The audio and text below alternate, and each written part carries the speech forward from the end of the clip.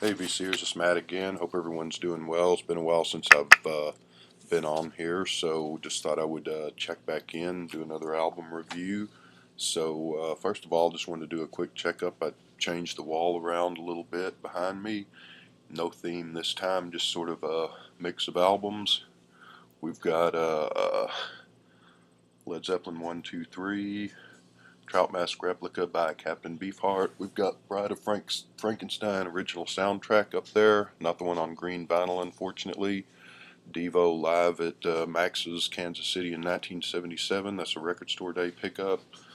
We've got some 13th floor elevators on the second shelf there, and we got, move that down a little bit, see if we can see that. We've got, let me move out of the way. Husker Du's in Arcade, Love Supreme, John Coltrane, the Steven Wilson, How the Raven Refused to Sing. Never can remember the title of that. One of my favorite album covers of the last 20, 30 years or so.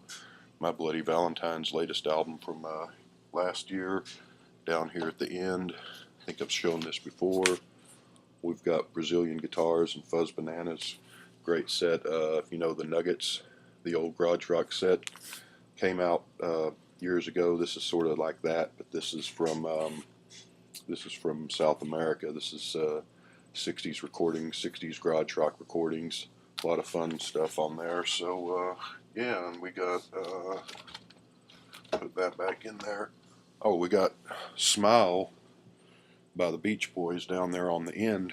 That's the vinyl album out of the box set that I got a couple of years ago. So speaking of Smile, I don't know if y'all know Joe, Mean Mr. Mayo. Here's my copy of Pet Sounds Joe. This, for anyone that doesn't know, this is Joe's. Beatles are his favorite band, obviously, but this trumps them all. This is his favorite album of all time. He's got 48 copies of this album, Joe does. And if you look at his, if you haven't visited his channel, by all means do, but if you look at his channel, he's got about 13, 14 videos just talking about Pet Sounds and the wonders of the Beach Boys and Pet Sounds. So it's a shout out to you, Joe, on your favorite album. Always happy to do that. But thought I would continue with my ongoing series of Kinks reviews. So let's get to that. So okay, it's 1980. It's June of 1980. I'm 16 years old. Back in those days, we had plenty of record stores and bookstores. I used to wander into the bookstores and record stores at least once a week and see this. So yeah, the Kinks, I knew this is what got me into the Kinks. That's why I'm sort of waxing nostalgic here. But so yeah, of course I knew the Kinks. By this time, 1980, I'm 16 years old. I was well into the Beatles and the Rolling Stones for several years, into the Who, even into the Clash. The Kinks, you know, I knew them. I knew You Really Got Me. I knew Lola, All Day and All of the Night. I knew they were one of the British invasion bands that came over with the Beatles and all that good stuff. But I had never, for whatever reason, just never thought, you know, here and there. I remember seeing their albums in the stores. One that sticks out is that Greatest Hits on Reprise. Used to see that a lot in the record stores, and I used to think, you know, I need to get a Kinks album and find out what they're all about because I only know a couple of songs of theirs, and just never did. But so one day in 1980, summer 1980, I wandered into Sound Warehouse over on Berry Street. They've got the rows of records on the ends of the rows. They've got the end caps with the new albums that released that week or released recently, and I walk in and I see this, and I don't know, just maybe all the colors on the album caught my eye or something, but I pick it up and I thought, yeah, time to buy a Kinks album. So this is their live album, One for the Road, released June of 1980. So I buy that and I take it home, and I really, really, really loved it. It's one of the albums that just played it over and over and over, played the dog out of it back in the good old days. For remember that when you get an album and you just play nothing but that album for, I don't know, several weeks, a month or so, just play it over and over. That was one of these for me. Now, should have got this. Hold on.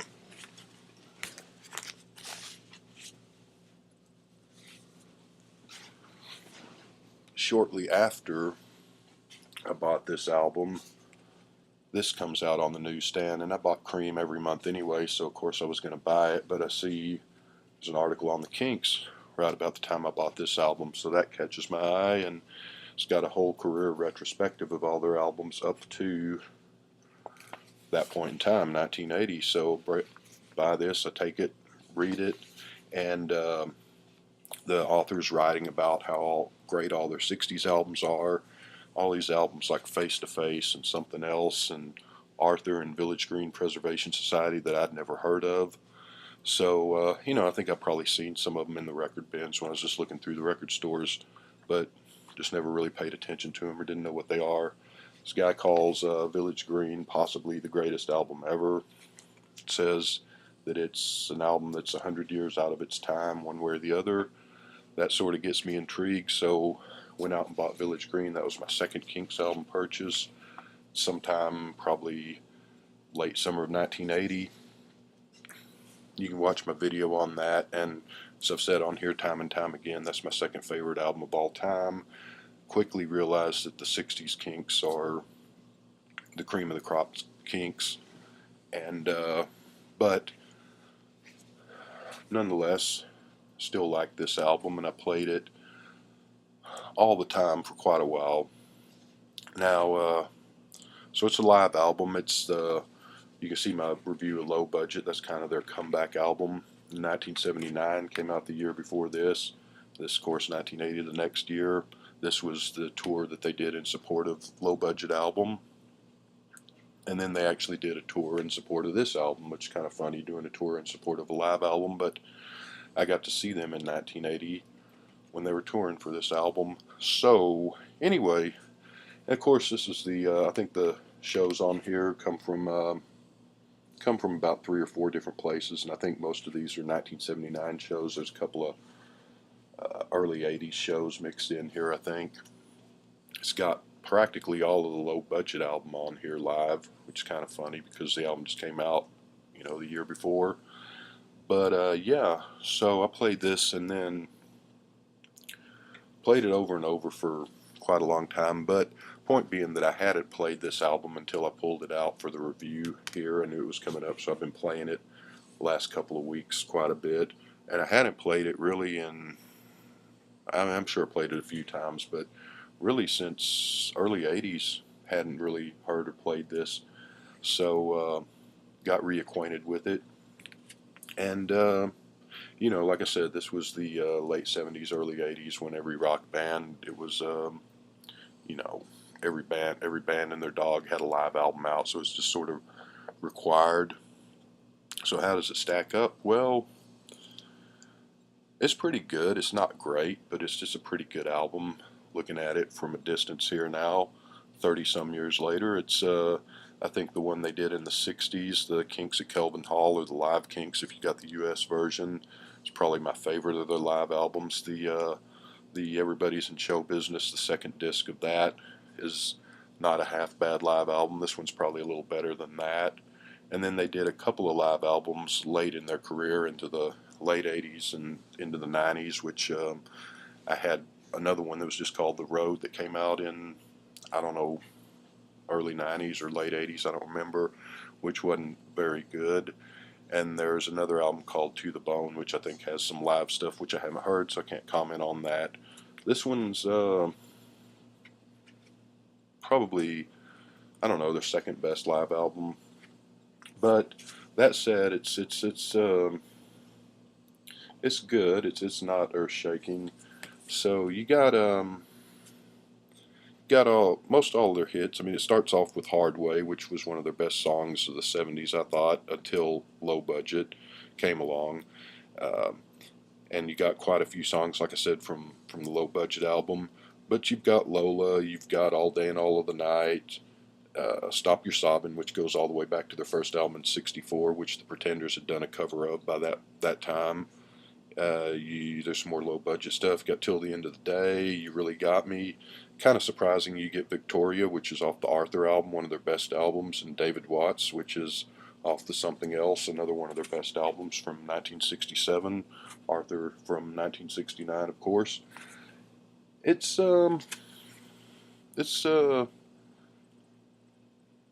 missing the manic Beatlemania flavor of their '60s live album. It's sort of arena rock.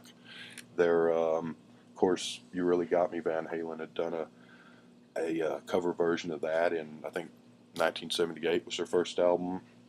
So the Kinks are now playing You Really Got Me with kind of Van Halen-ish guitars, which is not necessarily a good thing. Uh, so these old '60s songs, truth be told, I like the prefer the '60s studio versions of all the songs to the live versions on this albums.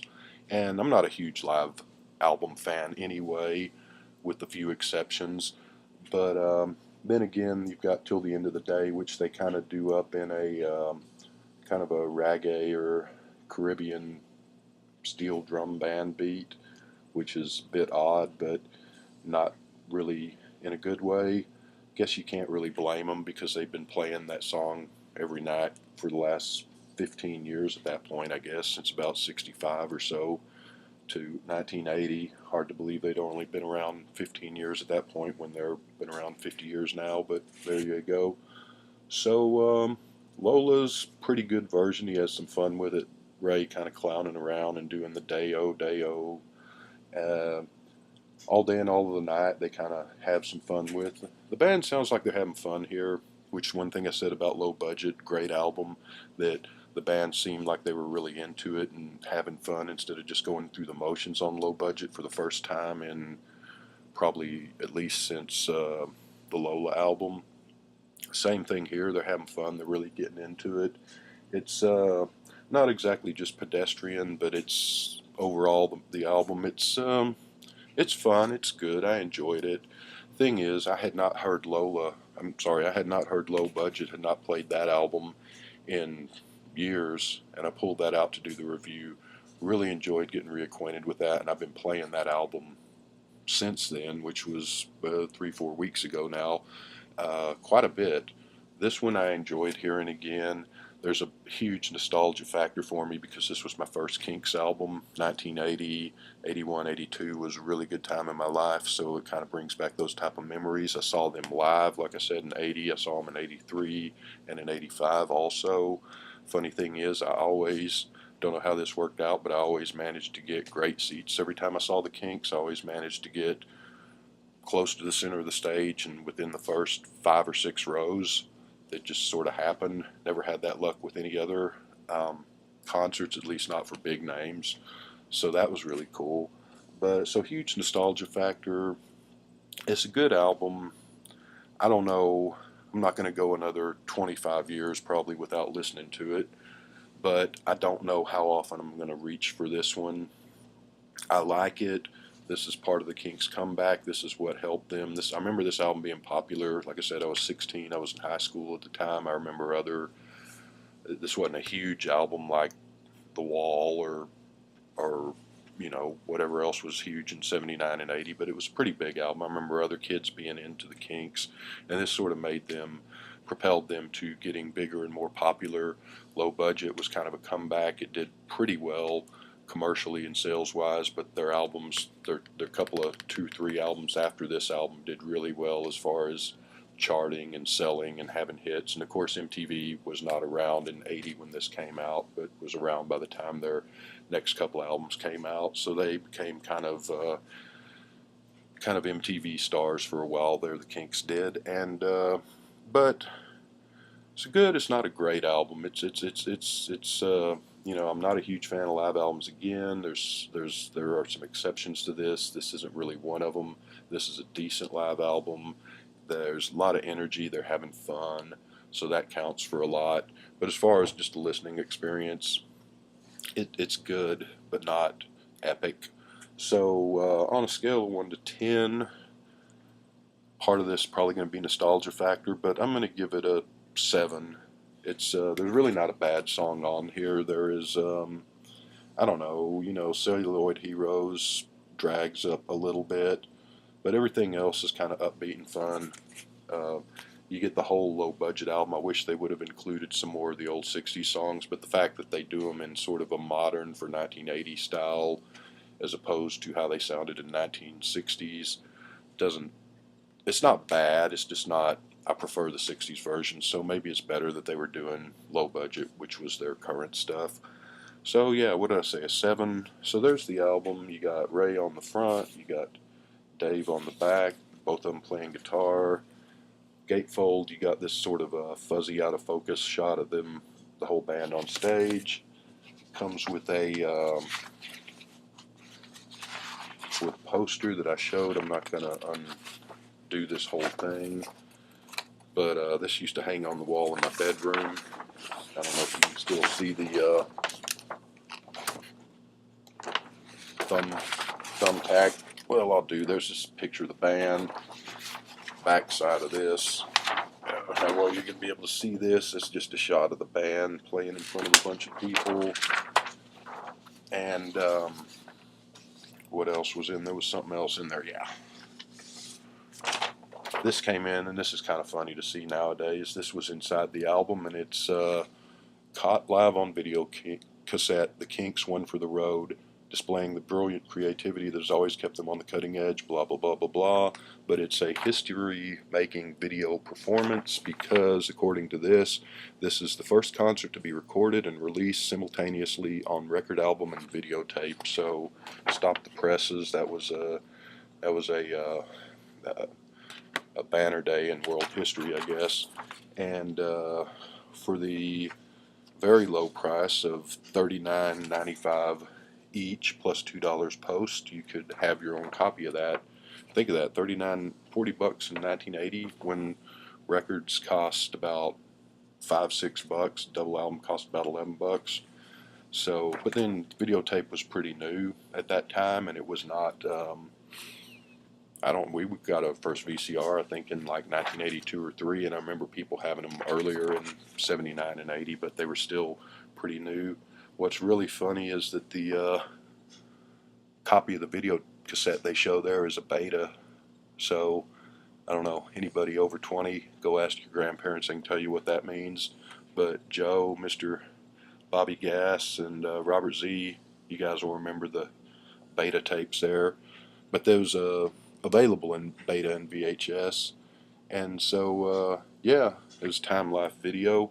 I actually had a copy of this, but I didn't pick it up the same day I got the album. I got it a couple of years later. I found it used at a video store, picked it up. I don't have it anymore, but so I think it had some more songs than were on the album, and a couple of early videos from the 60s tagged on at the end. So you got that, and Kinks are still on Arista Records. That's just the record label there. No big deal there. Pretty good album. Give it a 7. I loved it when it came out. It was my introduction to the Kinks. I just played it over and over and over, and that's what really got me into them. And then once I got into Village Green and the other 60s albums, obviously figured out pretty quick that the 60s were their best period. So, yeah, the Soul Contest goes on to the 30th, so about 9 more days that I am running. $25 Amazon gift card is the prize, and I've had 5 people enter, so the odds are pretty good with 5 people for that group of people to be the winner. But you can mess up the odds. You can still jump in and do your video, make your entry. You got 9 days to do it. So far, I've got Adam Lee, Steffi Vaughn, Brandon, Mr. Hall of Fame, David Young, and Bobby Gass. Bobby Gass just did an entry this morning. Good entry, too, by the way. Bobby and everybody did a good entry. So get in there and mess up the odds and get your chance to win that gift card. Got 9 days. Maybe I'll play this in honor of me, Mr. Mayo, tonight. Know how much you love it, Joe.